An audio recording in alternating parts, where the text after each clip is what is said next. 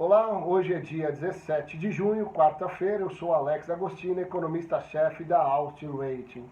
E hoje o IBGE divulgou o resultado da pesquisa mensal de serviços, toda a atividade relacionada ao setor de serviços, que representa 2/3 do PIB. E olha que interessante, o resultado foi uma queda de 11,7%, uma queda muito abaixo do que a média das expectativas de mercado e também da Austin. A média estava em torno de 20%, a Austin esperava uma queda de 21% nesse indicador, deu uma queda menor. Acaba sendo uma surpresa positiva, né, apesar da queda. Ontem, só para lembrar, o IBGE havia divulgado também o resultado da PMC, Pesquisa Mensal de Comércio, que tinha anotado em abril uma queda de 16,8% em relação a março. Por que houve uma queda menor da pesquisa mensal de serviços do que da pesquisa mensal de comércio?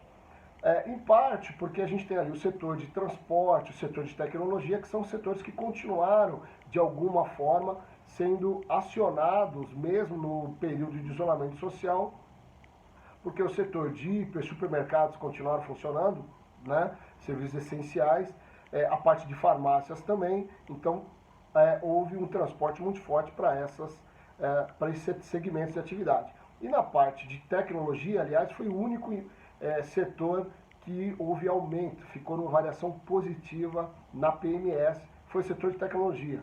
Claro, com as pessoas trabalhando em casa, houve a necessidade da demanda maior por setor de tecnologia, na parte de telecomunicações. E aí também tem um outro fator que explica um pouco uma queda menor do que o estimado, né, na PMS.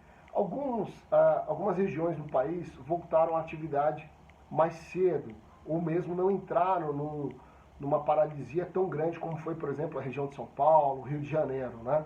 Então, olha que interessante, até é interessante no sentido de como o vírus se comportou, né, no país.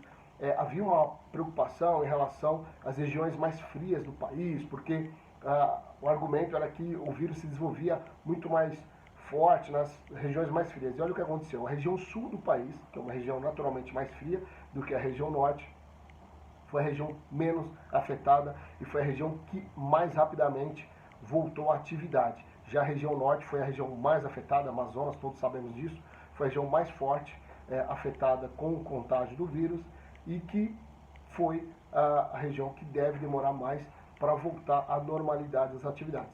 Essas são as mutações do Covid que tem afetado muito fortemente a economia brasileira. Mas de uma forma, como eu disse, a leitura dos números, ainda que negativos, e ainda que tenha aí um número muito grande de desempregados, mas a perspectiva ela melhorou um pouco, né, em relação ao segundo trimestre.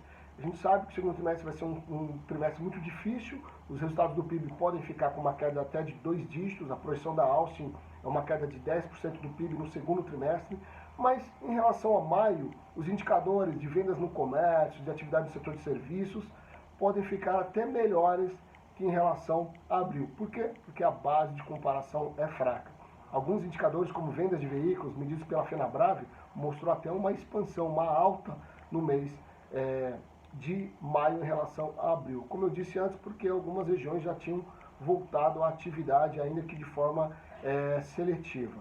E para junho, a perspectiva melhora ainda mais, porque as grandes regiões do país, estado de São Paulo e estado do Rio de Janeiro, já voltaram a liberar a atividade de boa parte dos segmentos. Então a gente começa a ter uma perspectiva melhor.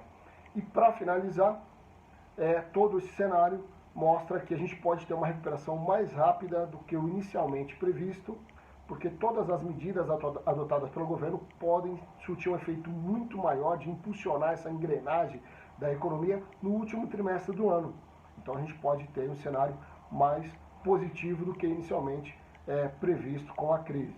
Claro, não considerando um revés no cenário internacional e também no cenário doméstico. Obrigado, até mais.